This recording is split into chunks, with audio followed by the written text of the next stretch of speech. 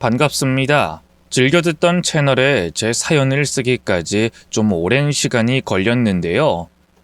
쓰고 지우고를 반복하면서 완성된 사연이 꽤 읽을만한 것 같아 보내드립니다. 모두 넓은 마음으로 재밌게 들어주셨으면 좋겠어요. 제 사연은 시댁 식구와 남편, 배신과 비밀이 얽혀있는 반전 이야기랍니다.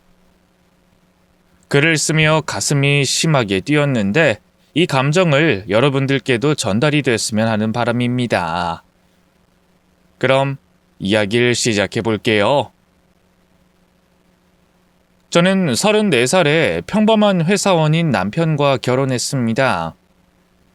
오랜 연애를 하고 열매를 맺었는데 신혼 때도 연애 초기 때만큼이나 매우 다정한 사이로 잘 지냈어요. 시댁 식구로는 시부모님과 시동생이 한 명 있었어요. 시부모님은 저와 남편이 똑같이 평범하니 둘이 소소하게 오래오래 행복하게 살 거라는 말씀을 해주셨고, 특별히 인물도 좋고 인품도 훌륭해서 인기가 엄청 많을 것 같았습니다. 도련님, 만나는 여자는 있으세요? 네, 있긴 해요. 근데 만난 지 얼마 안 돼서 집에 소개해주기엔 좀 이른 감이 있네요. 도련님, 줄을 서는 여자가 한둘이 아니죠? 제가 봐도 남편보다 멋진데 얼마나 인기가 많겠어요. 아니에요. 형이 저보다 훨씬 더 인기가 많았어요. 어머, 내 남편이요? 그럼 나 말고 몇 명이나 시댁에 데리고 왔어요? 집에 데리고 온 분은 형수님이 처음이었어요. 형이 고지식한 부분이 있어서 결혼할 여자 아니면 얼굴을 보여주지 않겠다고 했거든요. 아, 그렇긴 하죠. 제가 봐도 남편은 조선시대 선비 같아요. 그래도 형이 잘해주죠? 잘해주긴 하죠. 근데 센스가 없어서 좀 불만이에요. 형수님, 어떻게 모든 걸 다 갖추겠어요. 우리 형 괜찮은 사람이니까 미워하지 말고 오래오래 행복하게 살아주세요. 형제가 인성이 바른 것까지 똑같네. 네, 제가 오래오래 데리고 살게요. 시동생은 제 남편을 존경한다는 말을 할 정도로 그이와 가까운 사이였어요. 다른 형제들은 싸우고 연락도 거의 안 하고 지낸다고 하는데 저희 남편과 시동생은 거의 매일 한 통의 전화나 카톡을 주고받으며 서로를 응원했답니다.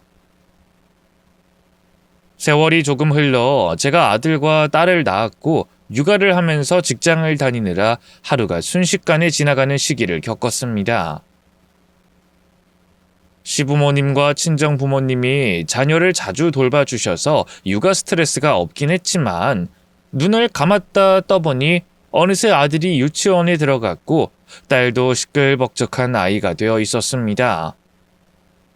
그리고 시동생이 드디어 결혼할 여자를 만났다며 집안에 소개를 해주며 경사가 생겼습니다. 저는 처음 보는 예비동서의 얼굴을 보고 깜짝 놀랐습니다. 미인대회 출신이라고 하던데 정말로 예쁘더라고요. 와, 동서, 진짜 미인이시네요. 반가워요. 앞으로 잘 지내봐요. 아, 네. 동서, 저한테 궁금한 거나 다른 할 말은 없어요? 저 온다고 식사 준비하셨다는데 이거 말고 다른 건 없나요? 죄다 고칼로리라 손을 대지 못하겠네요. 샐러드나 닭가슴살은 없나요? 고칼로리라서 손을 안 대시는 거예요? 에이, 그래도 이런 날은 준비한 사람의 성의를 생각해서 좀 드셔줘요. 싫어요. 제 몸에 망가지는 음식은 절대 입에 대지 않습니다. 그냥 한 끼 굶는다고 생각하고 그냥 물만 마시도록 할게요. 동서는 저와 시어머니가 준비한 음식을 대놓고 무시하더라고요. 아무리 외모를 관리한다고 해도 어른들 앞에서 그러는 모습을 보니 첫인상이 좋진 않았습니다. 시동생은 눈치를 보며 동서 편을 들어서 시어머니가 흰소린 하지 않았답니다. 시동생과 동서가 곧 결혼식을 올리고 청담동에 아파트를 신혼집으로 마련했어요.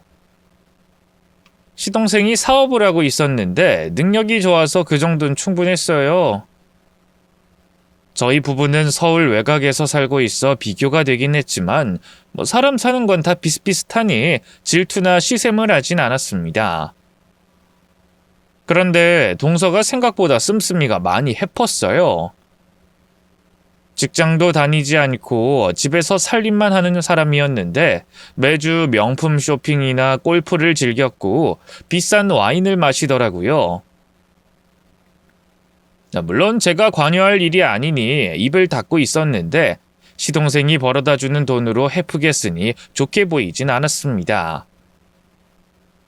그래서 하루는 온 식구가 식당에 가서 식사를 하던 중 시어머니가 동서에게 한 소리 하셨답니다.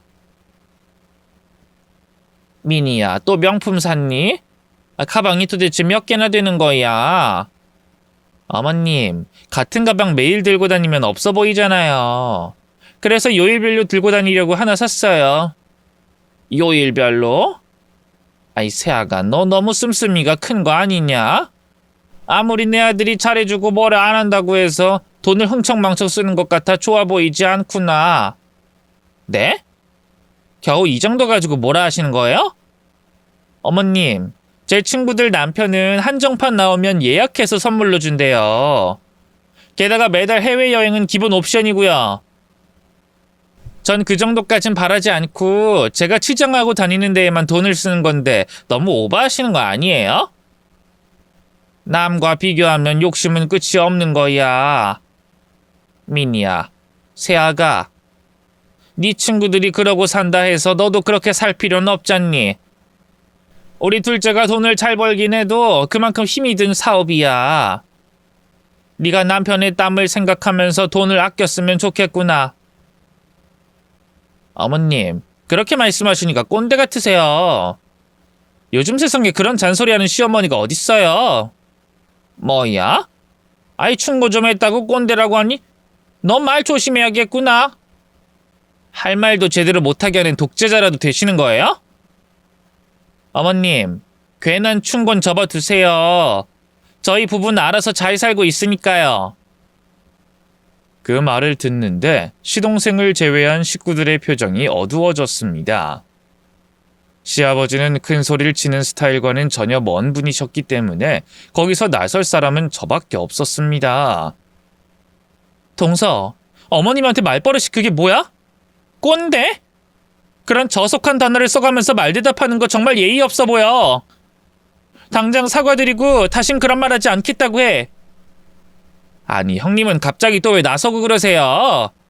제 말을 끝으로 다 정리가 됐는데 괜히 긁어 부스럼 만들고 그래요? 형님, 아주버님은 평범하게 중소기업 다니시니까 이런 명품 못 사주죠? 부럽고 샘나서 이러는 건 알겠는데 괜히 훈수 두고 그러지 마시죠? 저랑 나이도 1살 차이밖에 안 나는데 어른 행세하지 말라고요.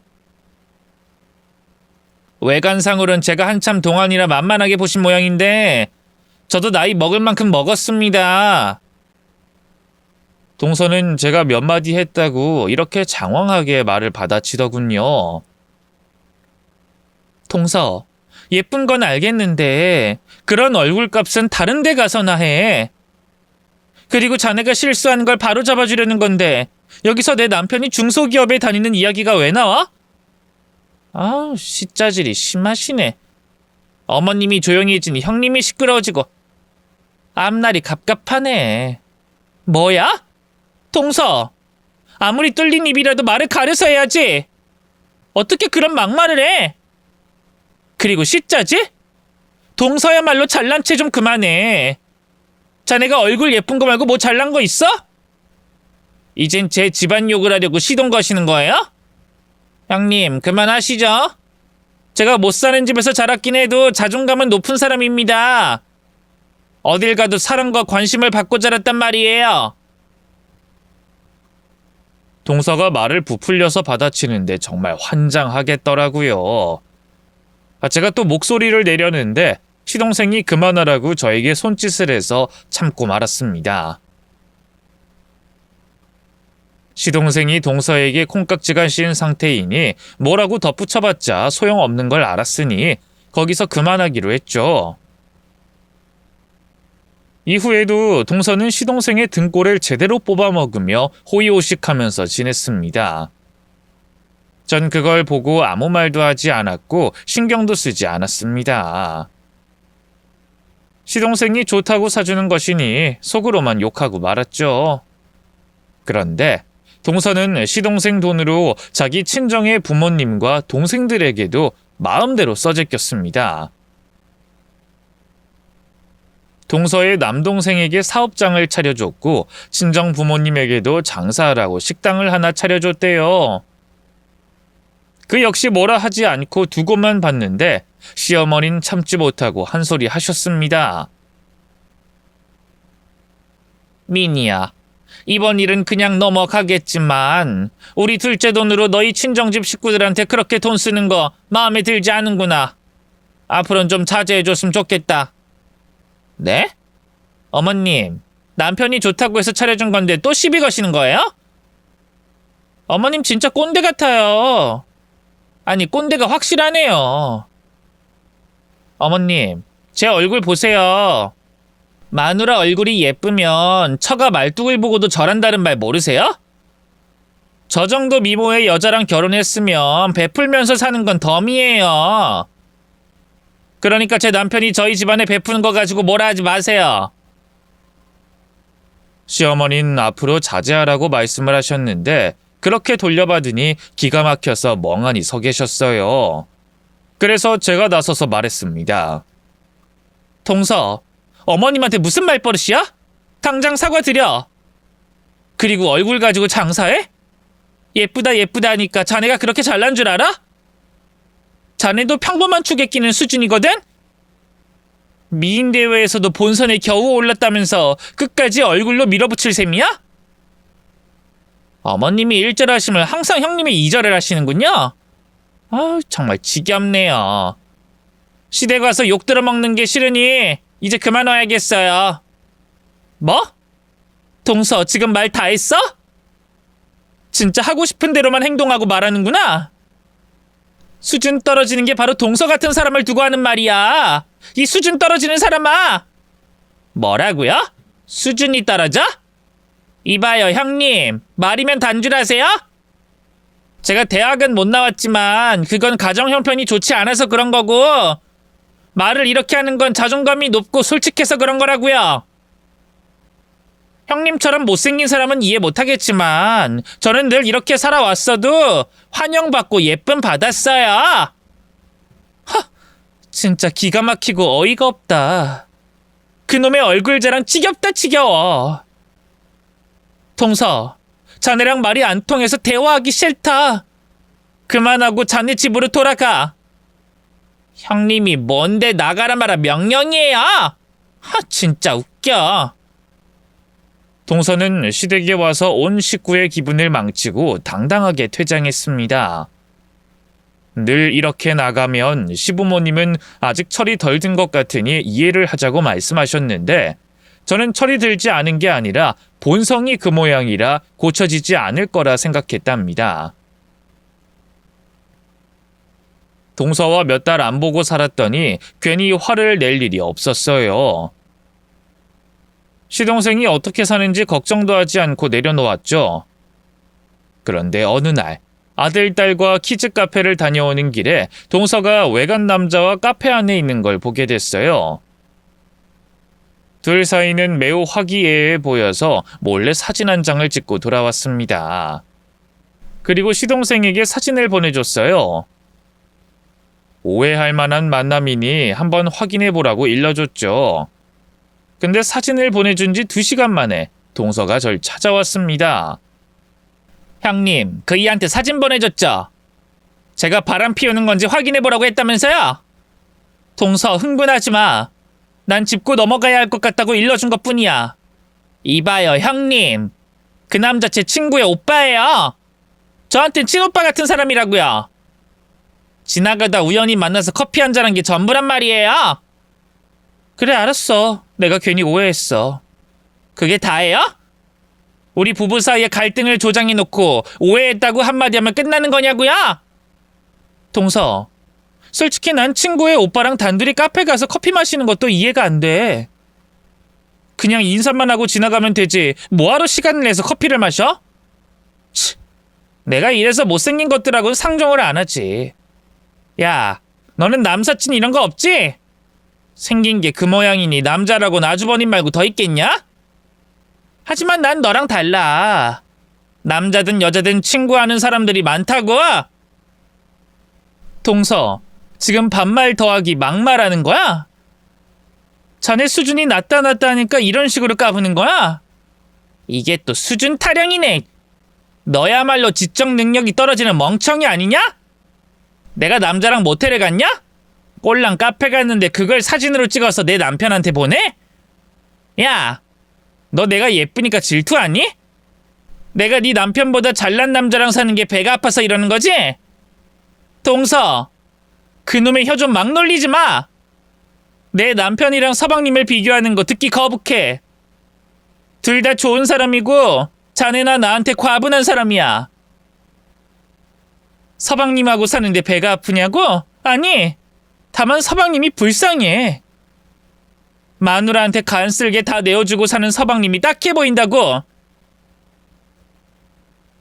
공부 열심히 해서 대기업 나와 사업해 백수인 마누라랑 결혼해서 혼자 개고생하는 것 같아 안쓰러워. 질투 따윈 안 하니까 그딴 소린 다신 하지 마. 시어머니도 하다만 시자지를 네가 왜 이렇게 하는지 모르겠다. 야, 너 나한테 관심 좀 꺼라. 안 그랬다가 네 인생 갈기갈기 찢어버릴 테니까. 동서, 말이 참 거치네. 이런 거 식구들이 알면 뭐라고 할까? 나 지금 녹음 중이거든. 자네가 나한테 한 반말과 욕 다 녹음했다고. 이게 또 헛짓거리하네. 야, 핸드폰 내놔. 당장 내놓으라고!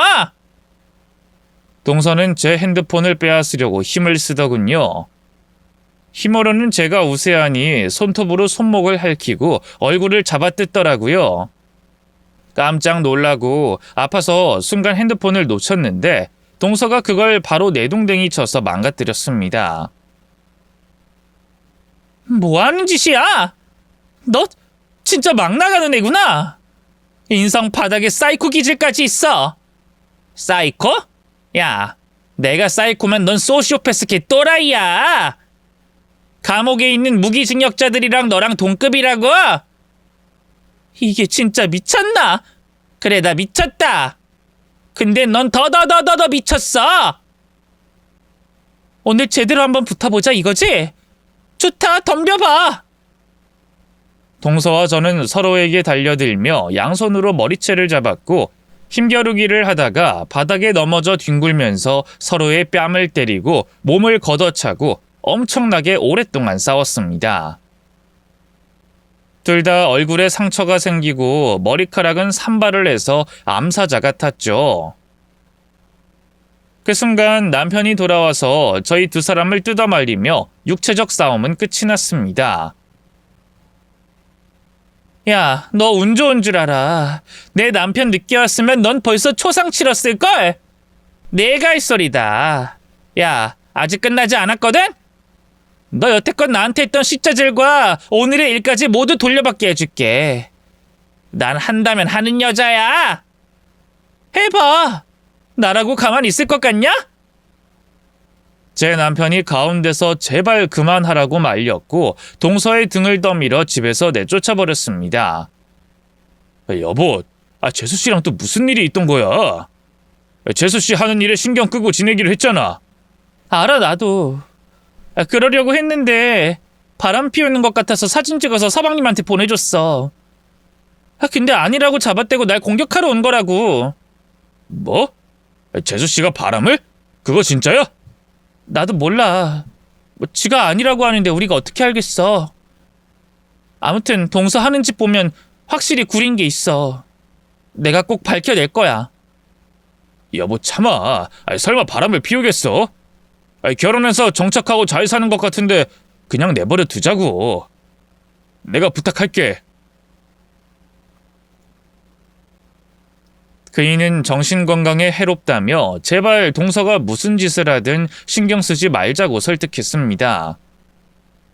생각해보니 제 결혼 생활에 하나의 흠이 있다면 동서였고 최대한 엮이지 않는 것이 최선이라고 생각이 들었습니다. 그래서 그날 이후 시댁에 갈 때 동서가 오는지 안 오는지 미리 남편에게 알아보게 하고 동서가 없을 때만 찾아갔답니다. 눈에서 멀어지니 복수할 생각은 희미하게 증발했어요. 남편과 아들, 딸 키우면서 직장 생활을 하니 몸이 2개, 아니 3개라도 모자랐죠. 바쁜 나날을 보내며 수개월이 지나고 식구들이 잠든 새벽에 목이 말라 주방으로 걸어 나왔어요. 근데 베란다에서 남편의 목소리가 들렸습니다. 딸 방에서 잔다고 해서 잘 자고 있는 줄 알았는데 무슨 급한 일인지 통화를 하고 있더라고요. 저는 살짝 귀를 기울여서 남편의 목소리를 들었습니다. 자기야, 지금 시간이 몇 시인데 오라고 하는 거야. 내가 처자식에 있는 건 자기도 알잖아. 알았어. 내일은 점심시간 마치고 반차 쓸게. 우리 늘 가던 호텔에서 보자. 나도 사랑해. 전화는 금세 끊어졌습니다. 베란다 문을 열고 들어온 남편이 제 실루엣을 보고 화들짝 놀라더군요. 깜짝이야. 여보, 잠 안 자고 여기서 뭐해? 당신 바람났어? 자기야라고 하는 것 같던데. 왜? 그 여자가 지금 보고 싶대? 내일 반차 쓰고 호텔에 가겠다고 약속하더라? 여보, 다 들었어? 불행히도 다 들었어. 당신이 어떤 인간인지. 그동안 내가 알고 있었던 당신은 가짜였나 봐. 나 말고 몇 명이랑 바람을 피운 거니? 그러자 남편은 거실 바닥에 쿵 소리를 내며 무릎을 꿇었습니다. 여보, 미안해. 내가 잘못했어. 근데 이번이 처음이야. 정말이야. 그리고 이 여자가 먼저 자꾸 유혹해서 넘어간 거야. 난 여러 번 거절했는데 그 여자가 자꾸 내가 좋다고 매달려서. 유혹에 넘어가서 바람이 났다? 레파토리가 진보하네. 당신 거기 그러고 있지 말고 저기 현관문으로 걸어가. 그리고 신발 신고 그대로 나가. 여보, 미안해. 당장 그 여자랑 헤어질게. 다신 만나지 않을게. 내가 잠시 미쳤어. 나 한 번만 봐줘. 봐주긴 뭘 봐줘? 선비인 척하더니 뒤에선 하고 싶은 짓 다 하고 지냈으면서. 더러운 인간아, 당장 꺼져. 꼴 보기 싫으니까 내 눈앞에서 사라지라고. 그이는 제 말을 무시하고 무릎 꿇고 버티고 있더라고요. 그래서 계속 무릎을 꿇고 있으라고 일러줬습니다. 방에 들어가서 캐리어를 꺼내 대충 짐을 싸고 거실로 나오자 남편이 2 손을 싹싹 빌면서 용서해달라, 살려달라며 구걸했습니다. 저는 가볍게 무시하고 방에서 자고 있는 아들, 딸을 깨웠어요. 옷을 입히고 집을 나가자고 했죠. 아들, 딸은 무릎 꿇고 있는 남편의 모습을 보고 왜 그러는지 묻지 않았어요. 놀라고 겁을 먹었는지 아무 말도 하지 않더라고요. 남편이 집을 나가지 않으니 제가 애들을 데리고 친정집으로 갔어요. 새벽 시간에 죄송하지만 갈 곳이 생각나지 않아 그리로 갔죠. 친정 부모님은 이유를 묻지 않고 일단 아들, 딸을 재웠고 아침에 제가 출근하기 전에 무슨 일이 있었냐고 묻더라고요. 그래서 사실대로 남편이 바람난 걸 말씀드렸고 같이 살 수 없을 것 같으니 잠시만 친정에서 머물겠다고 했죠. 부모님은 이혼하는 게 맞다며 집에서 나오길 잘했다며 빨리 갈라서라고 하셨습니다. 남편은 회사 앞으로 찾아와 무릎을 꿇었고 친정집 앞에서도 꿇었어요. 빌고 또 빌면서 제발 용서해달라고 했죠. 그런데 저는 남편의 얼굴을 보면 볼수록 배신감에 부하가 치밀어서 도저히 그이의 얼굴조차 쳐다보기도 힘들었습니다. 역겹고 더럽고 그만 찾아와. 난 이혼하기로 결심했으니까. 이혼장 보낼 테니까 법원에서 보자고. 나랑 헤어지고 바람난 여자랑 잘 살면 되는 거니까 당신에겐 큰 기회잖아. 그러니까 애써 연기할 필요 없어. 여보, 아니야. 난 당신과 아이들이 가장 소중해. 바람난 여자랑 같이 살 마음 추호도 없어. 그리고 이미 그 여자랑 끝났어. 그건 상관없어. 바람 피운 건 벌어진 일이고 내 상처를 되돌리기엔 너무 늦었어. 당신 얼굴 보는 거 고역이니까 그만 돌아가. 다시 찾아오면 경찰에 신고하겠어. 남편은 힘없이 일어나서 돌아갔습니다. 그리고 전화가 몇 번 걸려왔는데 당연히 받지 않고 차단해버렸답니다. 이혼장을 보내고 며칠이 지났는데도 그이가 결정을 못했는지 법원 가자는 연락이 없더라고요. 그래서 소송당하고 싶지 않으면 빨리 결정하라고 했더니 며칠 뒤 끔찍한 모습으로 나타났습니다. 경찰이 연락을 줘서 집에 찾아갔더니 그이가 극단적인 선택을 해서 세상을 떠났더라고요. 소스라치게 놀란 저는 다리에 힘이 풀려 쓰러지고 말았습니다. 눈물이 앞을 가리고 온몸이 부들부들 떨렸습니다. 그리고 기절했다가 깨어나 보니 병원 응급실에서 수액을 맞고 있더군요. 곧 시부모님과 시동생 부부가 왔고 남편의 주검을 보고 장례식 준비를 하러 갔습니다. 이 모든 게 너무 빨리 지나가서 현실인지 꿈인지 구분이 되지 않았습니다. 저는 남편이 바람 피운 건 까맣게 잊어버렸고 장례식장에 그이의 영정사진을 보고 오열했습니다. 식구들 모두 말을 아끼며 사흘의 시간을 보냈고 저도 침묵으로 앉아있다가 돌아왔습니다. 그리고 며칠 있다가 상간녀를 찾으려고 했는데 찾아낸 번호로 전화를 걸었더니 없는 번호라고 하더군요. 뭐 끝까지 찾아내서 혼을 내줄까 했는데 이제 와서 그런다고 달라지는 게 없으니 그냥 손을 놓고 말았어요. 그래서 얼마 뒤에 남편의 집을 처분하고 아들, 딸을 데리고 경기도의 한적한 곳으로 이사를 했어요. 아들, 딸도 적지 않은 충격을 받아서 모두가 힘든 상황이었죠. 시댁 식구들은 물론 동서와는 완전히 연락이 끊겨서 소식을 모르고 1년의 시간을 보냈습니다. 그러던 어느 날 생각지 못한 손님이 찾아왔어요. 현관문을 열자 달려가서 손님에게 안겼습니다. 아이고, 내 조카들 잘 있었냐? 형수님, 오랜만이에요. 제가 너무 늦게 찾아왔죠? 서방님, 어쩐 일이세요? 어쩐 일이라뇨. 우리 조카들 얼굴이 아른거려서 찾아왔죠. 형수님도 뵙고 싶었고요. 시댁 식구들이 절 원수로 생각하는데 서방님은 그렇지 않은가 봐요. 형수님 뭘 잘못했다고 원수로 생각하겠어요. 형수님, 괜한 생각하지 마세요. 아무튼 저 놀러왔으니 맛있는 것 좀 해주세요. 오랜만에 형수님이 해주신 집밥 먹고 싶습니다.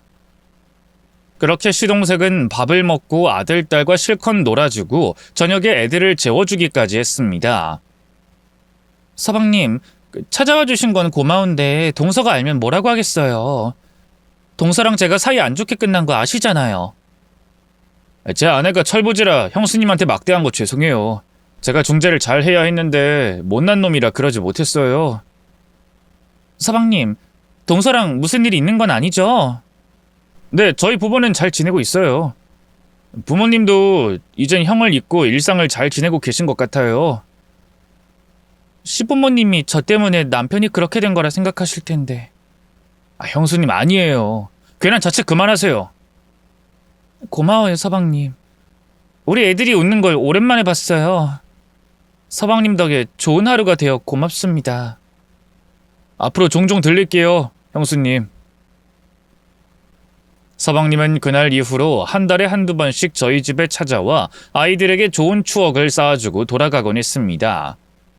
그런데 이 사실을 뒤늦게 알아차린 동서가 찾아왔어요. 애들이 학교와 유치원에 있을 때 제 집에 찾아왔답니다. 동서? 동서는 무슨? 아직도 네가 나랑 동서지간이라고 생각하냐? 서방님 때문에 온 거야? 잘 안 해. 내 남편이 네 집 들락거리는 거 짜증나고 화나서 찾아왔어. 야, 너는 남편 잡아먹더니 내 남편까지 잡아먹으려고 하니? 그이가 오면 받아주지 마. 착한 사람이라 조카들 보러 왔던 모양인데 네가 끊어내라. 내가 남편을 잡아먹다니 그게 무슨 소리야? 그이가 스스로 선택한 거야. 그리고 서방님이 우리 애들이랑 만나는 거 말리고 싶지 않아. 애들에게도 좋고 나에게도 좋아. 뭐? 야, 네 남편 없으니까 내 남편을 가지고 싶다 이거니? 넌 내가 그런 여자로 보이니? 도대체 네 머릿속엔 뭐가 들어있는 거야? 하! 또 이게 빡 돌게 만드네. 내가 하는 말 그냥 조용히 듣고 받아들이면 그만일 것을 왜 반기를 들고 내 머리가 어쩌고 하면서 까부는 거지? 난 너랑 할 말 없어. 나가. 서방님이 여기 오는 걸 막고 싶으면 네가 직접 말려. 나한테 명령하지 말고. 역시 말이 통하지 않네. 그럴 줄 알고 싸울 각오하고 찾아왔다. 집에 아무도 없지? 하! 이러지 마. 나 시끄러운 일 만들고 싶지 않아. 나라고 그러고 싶은 줄 아니? 네가 내 말 들어주지 않으니 몸의 대화를 하는 수밖에 없는 거야. 이 남편 잡아먹은 괴물아! 동서가 가방을 제 얼굴에 집어던지더니 허리를 잡고 바닥에 넘어뜨리더군요. 순식간에 동서가 제 배 위에 올라타서 제 양뺨을 후려치고 있었습니다. 저는 본능이 깨어나서 팔을 뻗어 동서의 얼굴을 꼬집었고 머리채를 잡아당겨 싸대기를 후려 갈겼어요. 맞고 때리며 거실 바닥을 빙빙 돌아다니며 싸웠죠. 한참 동안 싸우고 둘 다 힘이 빠져서 바닥에 누웠습니다. 내 남편 여기 오면 받아주지 마라. 알았어.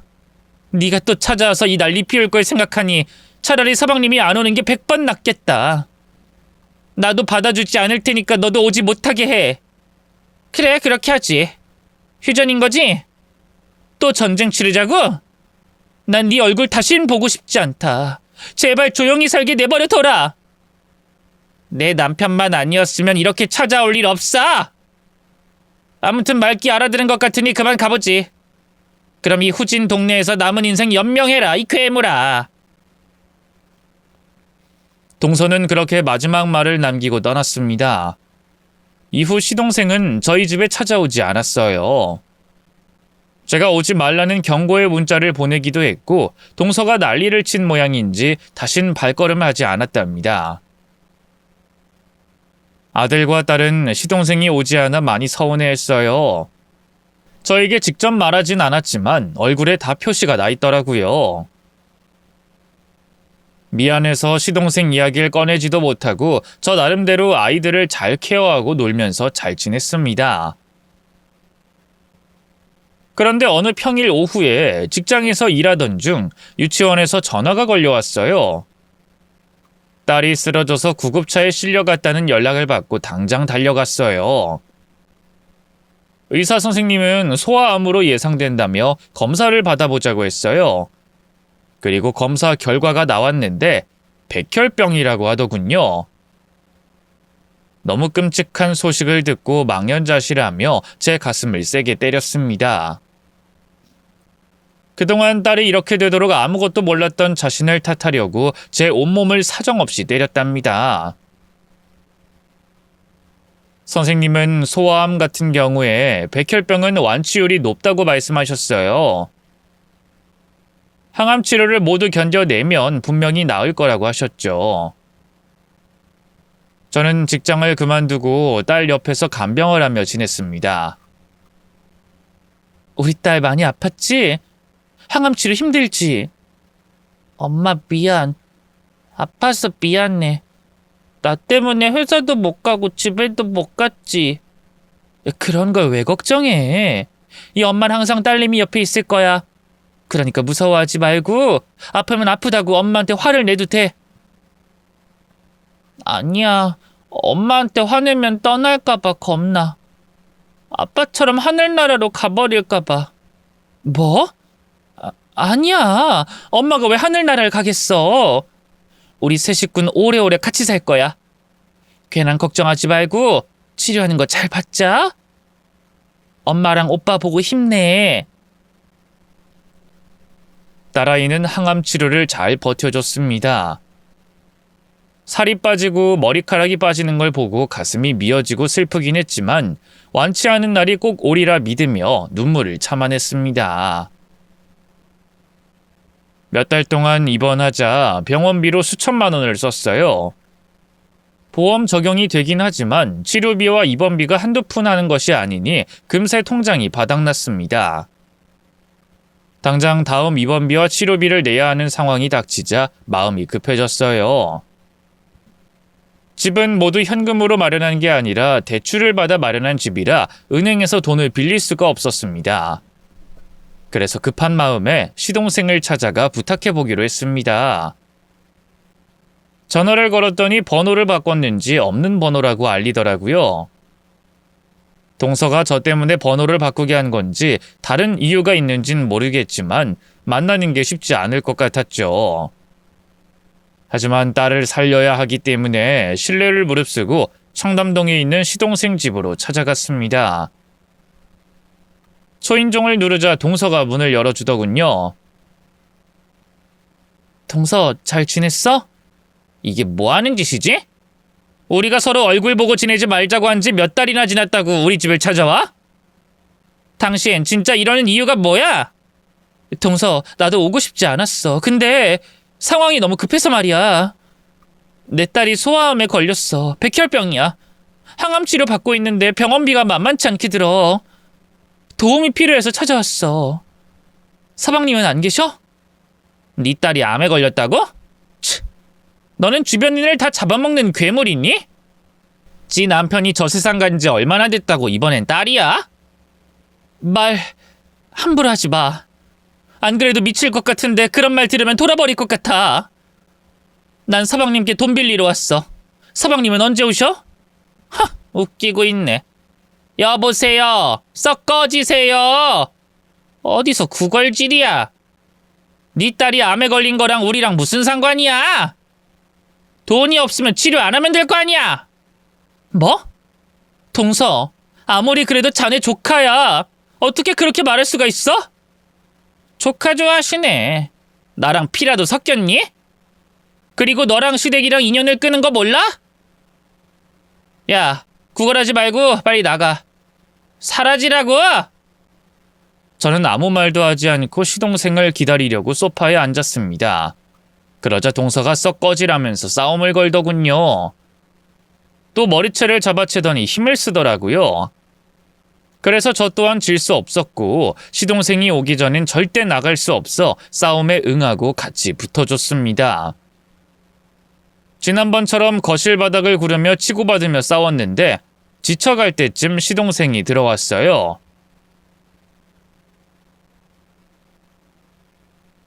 형수님! 서방님!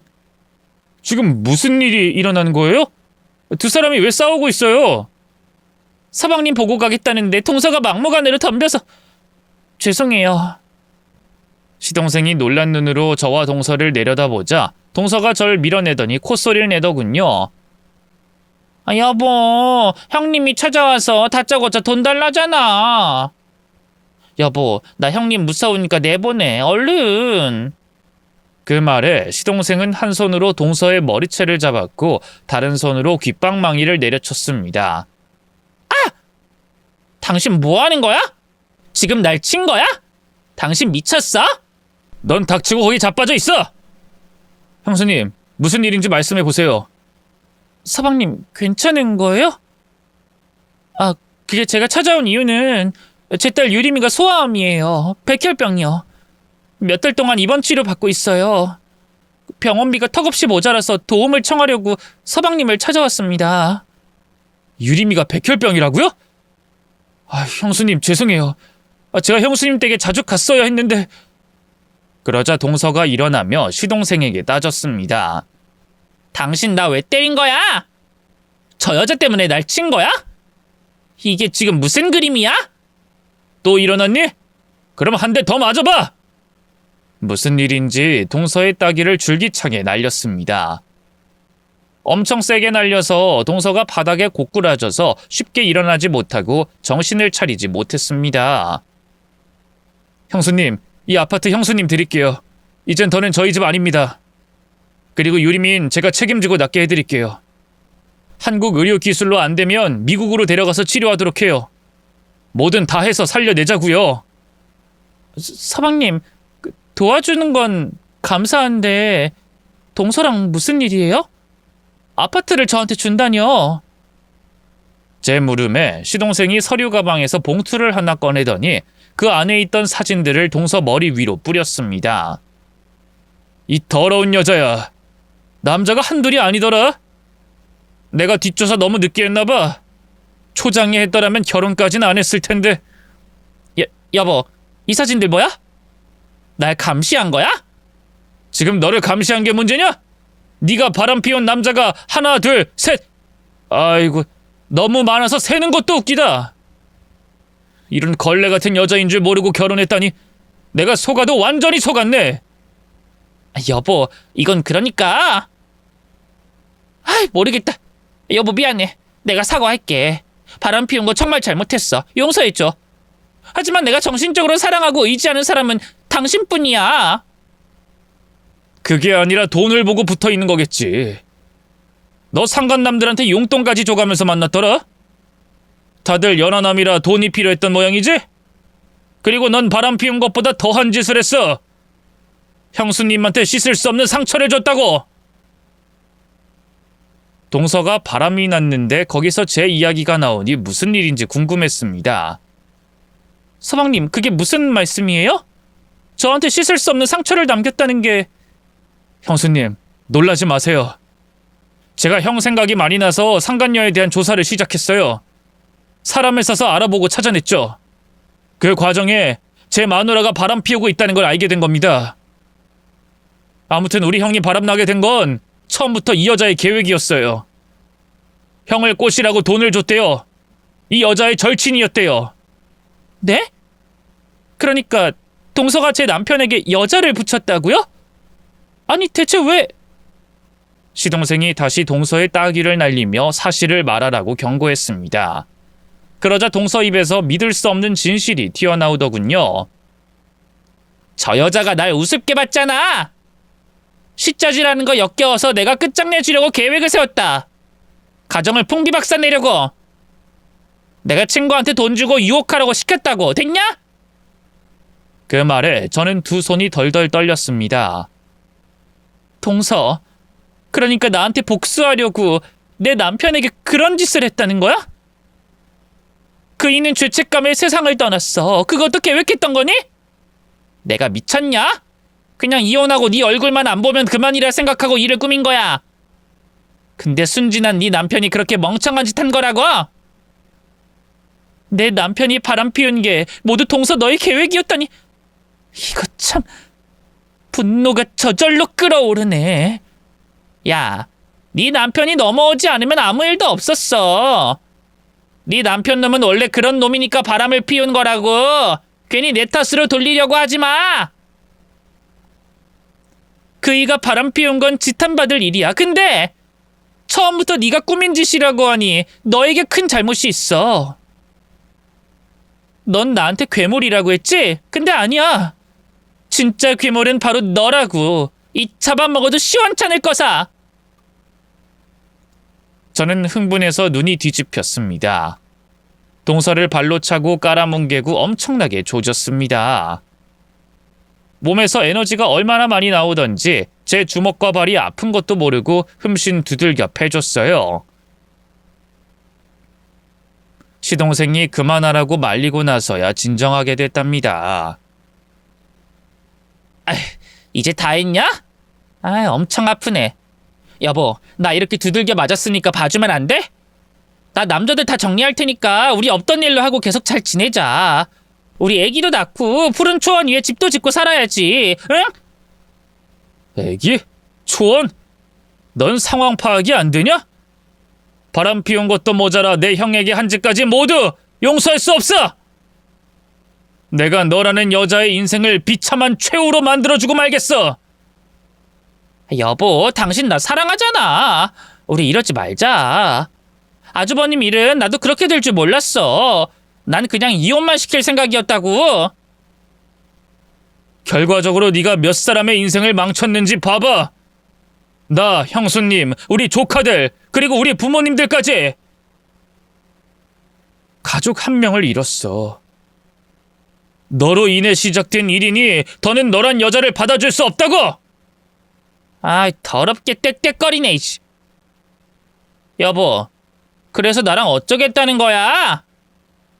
그래, 그렇게 나와야지. 네 본성에 맞게 말하니 차라리 이게 낫다. 난 이혼 소송할 거야.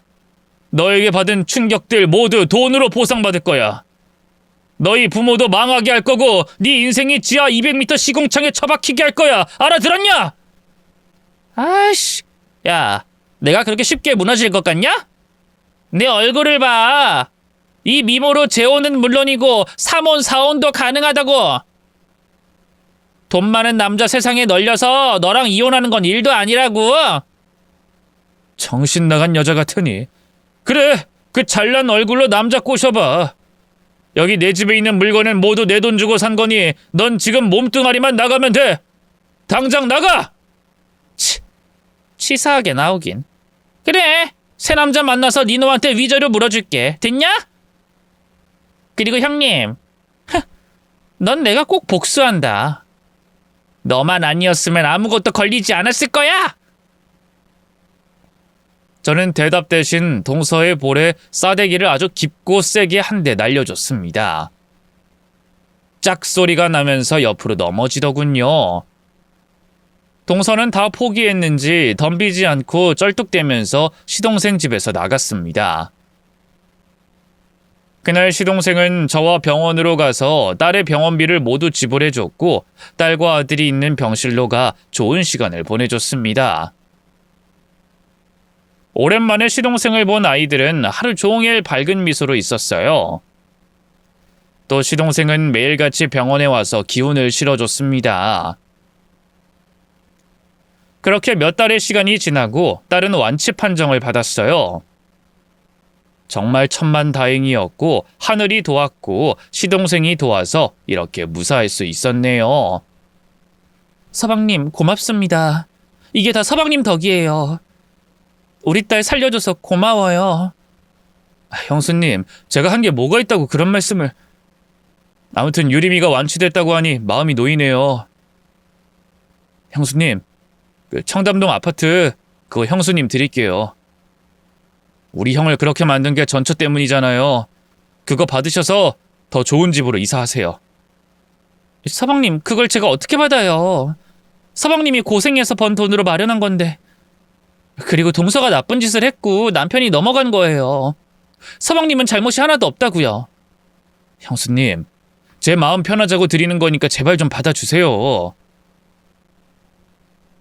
결국 시동생이 주는 선물을 마다하지 않고 감사하게 받기로 했습니다. 그래서 청담동 아파트를 팔았고 제 집을 팔아 더 좋은 주택집으로 이사를 갔어요. 아이들이 성장하기 더할 나위 없이 좋은 동네였죠. 그리고 시동생이 바로 옆집으로 이사 왔답니다. 저에게 미리 말하지 않아서 이사 온 날 깜짝 놀랐답니다. 서방님, 옆집으로 이사 온 분이 서방님이었어요? 네, 우리 조카들 매일 보면서 지내려고요. 이제 꽤 좋은 삼촌이죠? 아니, 원래 좋은 삼촌이었어요. 저희 때문에 여기까지 이사 오신 거예요? 사업장은 한참 멀리 있잖아요. 회사도 이사했습니다. 뭐 여기로 차로 10분이면 가요. 형수님, 우리 이제 좋든 싫든 매일 보면서 지내야겠네요. 저야 너무 좋죠, 서방님. 아니, 이제 도련님으로 돌아왔구나. 도련님, 저희 생각해줘서 고마워요. 이렇게 좋은 집을 사게 된 것도 모두 도련님 덕분이니 더할 나위 없이 고맙습니다. 형수님, 저희 부모님도 진실을 알게 되셨어요. 조만간 한번 찾아오신다는데 만나 주실래요? 어려운 일이긴 한데 뭐 부딪혀 봐야죠. 그래도 혼내러 오시는 게 아니니 괜찮을 것 같긴 해요. 역시 형수님은 대인배라니까. 형수님, 제가 소개팅 시켜드릴까요?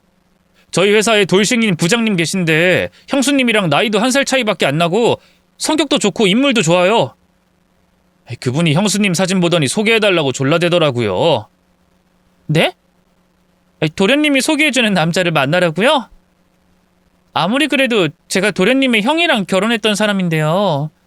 뭐 어떻습니까? 저도 새로운 여자 만날 거니까 형수님도 새 인생 살아야죠. 우린 이제 남매처럼 잘 지내도록 해요. 아예 호칭을 누나 동생으로 할까요? 누나? 도련님도 참... 그래요. 뭐 천천히 말 놓도록 할게요. 근데 궁금한 게 하나 있는데 물어봐도 돼요? 네, 얼마든지요. 동서 말이에요. 도련님이랑 이혼하고 어떻게 됐는지 궁금하네요. 뭐 괜히 잘 살까봐 걱정돼서요. 아, 그런 걱정이라면 안 하셔도 됩니다. 그 여자 지금 지하방에서 혼자 살고 있대요. 제가 흥신소 사람 사서 조사해봤는데 상간남 중 하나한테 제대로 공사당해서 얼마 있지 않은 재산 다 털렸대요. 그것 때문에 걸려서 밖에 못 나온대요. 뭐 히키코모리라고 하던데. 뭐 아무튼 지하에서 숨어 살고 있는데 시시때때로 남자 불러서 노나봐요. 집 밖엔 못 나와도 남자 없인 못 사나 봅니다. 참 웃기네요. 인생이 박살나고 히키코모리가 됐는데 남자를 불러서 양기를 채우면서 사는 거잖아요. 진짜 인생 자체가 걸레인가 봐요. 네, 그 여자 인생은 앞으로 더 내려갈 거예요. 10년 뒤엔 뭐 진짜 최악의 삶을 살고 있을 겁니다. 형수님, 이제 그 여자 얘긴 그만하죠. 이제 끝! 네, 저도 다신 물어보지 않을게요. 도련님, 저희 집에 가서 애들한테 깜짝 놀라게 해주실 거죠? 그럼요. 그러려고 애들 선물까지 사왔는데. 저 금방 갈 테니까 먼저 가서 기다리세요. 네, 도련님. 그렇게 동서의 인생은 나락으로 갔고 저와 시동생은 옆집에 살면서 왕래를 매일 했습니다. 그리고 시부모님도 한번 다녀가셨는데 저를 탓하고 미워하고 원망했던 순간을 사과하셨어요. 그리고 제가 좋은 남자를 만나 재혼을 했으면 좋겠다고 말씀하시고 떠나셨답니다. 그래서 지금은 시동생이 소개해준 돌싱 남자를 만나고 있어요. 아이들이 잘 따르기도 하고 남자친구가 저와 애들을 한없이 아껴주고 있어서 재혼을 결정한 상태예요. 뭐 따로 예식은 하지 않고요. 양가 식구들이 모여서 식사를 하고 언약식 비슷하게 하기로 했답니다. 제 전남편과 동서와 있었던 끔찍한 배신과 비밀, 그리고 복수까지 모두 세세히 기록을 해봤네요. 지금은 마음이 한결 가벼워서 글을 쓰는 내내 큰 감정이 들진 않았습니다. 여러분들도 재밌게 들어주셨죠? 그렇다고 믿고 이만 줄이도록 하겠습니다. 경청해주신 분들께 진심으로 감사드립니다. 안녕히 계세요.